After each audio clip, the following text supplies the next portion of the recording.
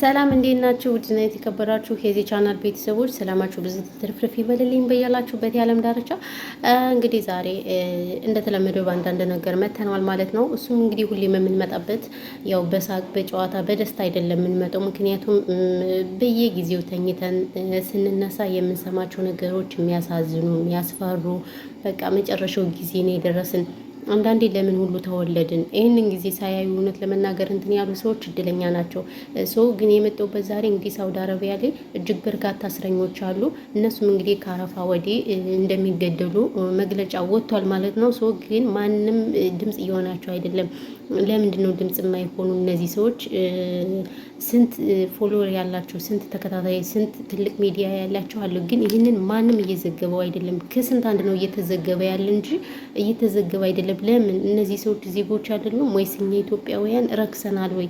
የእውነት ማንኛውም ሰው በየፔጁ ድምጽ ቢሆን እነዚህ ሰዎች ከመገደል እንትን ይላሉ ማለት ነው። ራሳቸው ማለት ከመገደል ያልፋሉ ማለት ነው። ነገር ግን ማንም ድምጽ እየሆናቸው አይደለም። ለምንድን ነው ድምጽ የማይሆኑት? እነዚህ ሰዎች እኮ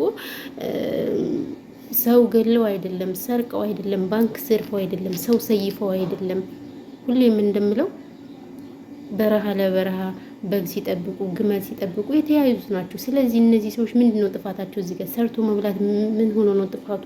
መገደልስ ያስፈለገ? የእውነት እኔ በጣም ነው ያፈርኩትን፣ በጣም ያዘንኩት። ምክንያቱም ትልልቅ ፎሎወር ያላችኋለ፣ ፎሎወርም ሳይሆን በነገራችን ላይ ምን አለ መሰላችሁ፣ እኛ ብዙዎቻችን ለወሬ ሲባል ነው በቃ በየቦታው ሰፍ ብለን። አሁን የሆነ ሰዓት እዚህ ዱባይ ላይ ያሉ ሴቶች ሲጣሉ 14,000 ህዝብ ነበር ቁጭ ብሎ ሲመለከታቸው የነበር። አያችሁት? አሁን ይህንን እኛ ሰምተን ምን ልንማርበት ነው? ከነሱ ማለት ነው 15 ነው 16,000 ሰው ሲሰማ ነበረ። አስባችሁታል? አሁን ይሄ ምንም ቁም ነገር የለውም። ምንም የሚያስተምር ነገር የለም። ምንም ጥሩ ነገር አይደለም።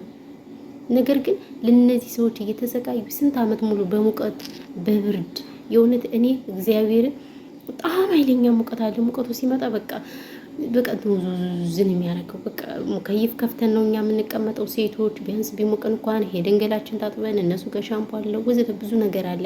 እንደዛ ሁነን መስራት እንችላለን። ነገር ግን ወንዶች ግን ምንም በቃ ወይ ደህና ምግብ አይበሉ፣ ወይ ደህና ሊያይተኝ፣ ወይ ምን ሊያይተኝ፣ እንደዚህ ሆኖ ተሰቃይተው እየሰሩ ራሱ በዚህ ልክ ይሄን ያህል መሆኑ የእውነት እኔ በጣም ነው ማዝ ነው።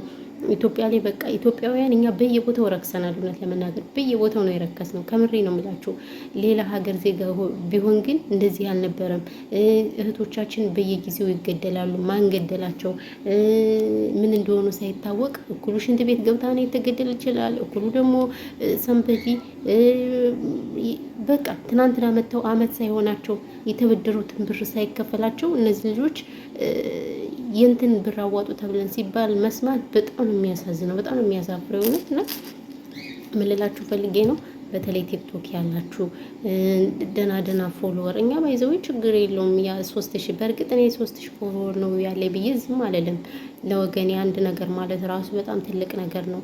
እና ምን ልላችሁ ፈልጌ ነው፣ ወገኖቻችን አደጋ ላይ ናቸው። ስለዚህ ሁሉም ሰው ድምጽ ሊሆን ይችላል፣ መረባረብ አለበት። የእውነት በጣም ነው የሚያሳዝነው፣ በጣም ነው እንትን የሚለውና እስከ መቼ ድረስ ነው የኛ መከራ በዚህ ልክ? በቃ ሁሌ መከራ መከራ መከራ ነው የምንሰማው። አንዳንዴ በቃ ምንድን ነው ጥፋታችን?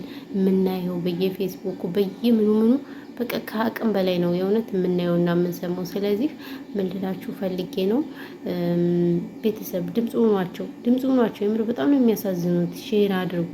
ዩቲዩበሮችም ደና ፔጅ ያላችሁ ፔጅ ትልልቅ ተከታታይ ፌመስ ያላችሁ ዩቲዩበሮች ራሱ ስሩ።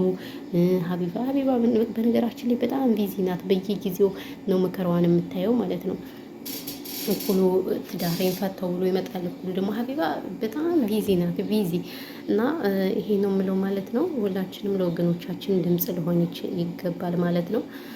ስለዚህ የምለው ብቻ ነው ያላቅም ማውራው ራሱ ከአቅሜ በላይ ነው የሆነብኝ እውነት ለመናገር ማለት ነው። እና ይሄን ያለው ነገር ብቻ ከባድ ነው። ሙቀት መጥቷል። አሁን ደግሞ በቃ ሙቀት ሲመጣ እንደሚያስጠላ አቧራ ይመጣል ምናምን ነገር ያለው ነገር ይሄ ነው ልጆች፣ ቤተሰቦቼ።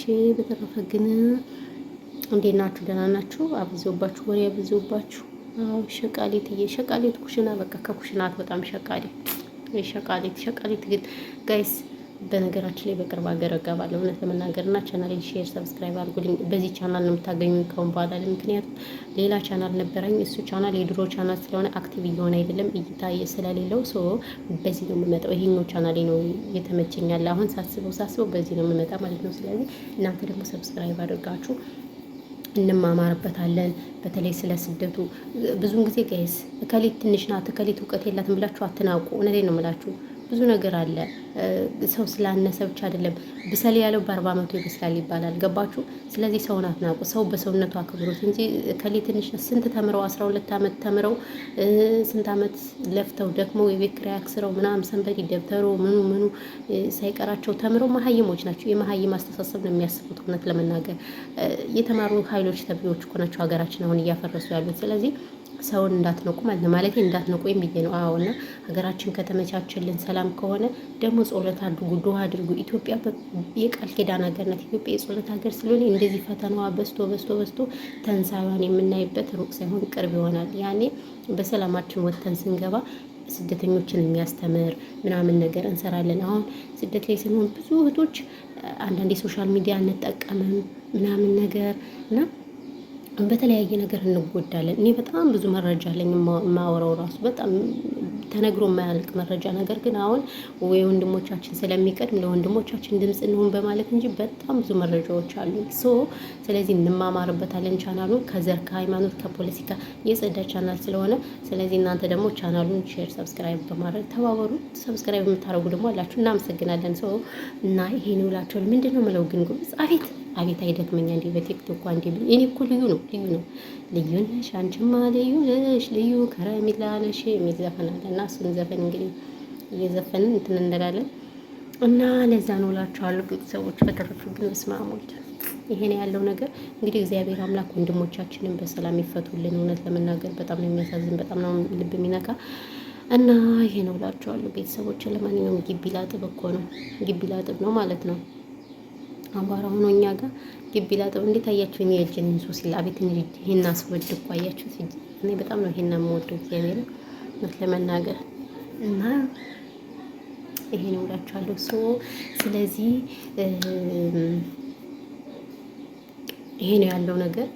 በነገራችን ላይ ሰላማችሁ ብዙ ትትረፍረፍ ይበልልኝ። ሙቀት ነው። ውሃ ጠጡ፣ ራሳችሁን ጠብቁ ውዶቼ፣ ማሮቼ፣ ፍቅሮቼ። እናንተ ስትኖሩ ብቻ ነው የሚኖሩ። ራሳችሁን እየጠበቃችሁ ሰው እግዚአብሔርን ያውን ስለዚህ ራሱ በጣም ብዙ ነገር ማወራው አለ። ገባችሁ? ራሳችሁን ከምንም በላይ ጠብቁ። ማንም እናንተ ማኔጅ የሚያደርጋችሁ አይደለም። ተውት፣ ሌላውን ሰው ምናምን ተውት። ቤተሰብ ራሱ ሁሉም ሲኖርሽ ነው የሚወድሽ እና ሁላችሁም ራሳችሁን እየጠበቃችሁ ስሩ።